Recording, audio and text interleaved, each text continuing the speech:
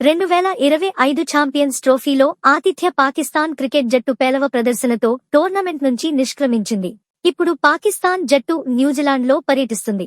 రెండు జట్ల మధ్య 5 టీ20లు, 3 వన్డే మ్యాచ్లు జరగనున్నాయి. ఈ సిరీస్ కోసం పాకిస్తాన్ జట్టును ఇప్పటికే ప్రకటించారు. షాదాబ్ ఖాన్ తిరిగి జట్టులోకి వచ్చాడు. దీనిపై పాకిస్తాన్ మాజీ ఆల్ రౌండర్ షాహిద్ అఫ్రిది ఆగ్రహం వ్యక్తం చేశాడు. టీ20 జట్టులోకి ఆల్ రౌండర్ షాదాబ్ ఖాన్ తిరిగి రావడాన్ని అఫ్రిది ప్రశ్నించాడు. పీసీబీ తప్పుడు నిర్ణయాల కారణంగా పాకిస్తాన్ క్రికెట్ ఐసీయూలో ఉందని అన్నాడు.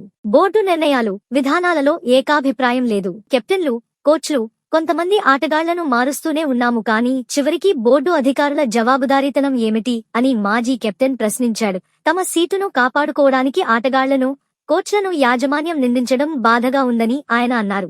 డామోక్లస్ కత్తి నిరంతరం కోచ్ల తలలపై వేలాడుతూ ఉన్నప్పుడు మన క్రికెట్ ఎలా అభివృద్ధి చెందుతుంది అని అన్నాడు. పీసీబీ చైర్మన్ మొహసిన్ నఖ్వీ సానుకూల దృక్పథం కలిగిన వ్యక్తి అని, కానీ నిజం ఏమిటంటే అతనికి క్రికెట్ గురించి పెద్దగా తెలియదని అఫ్రిది అన్నారు.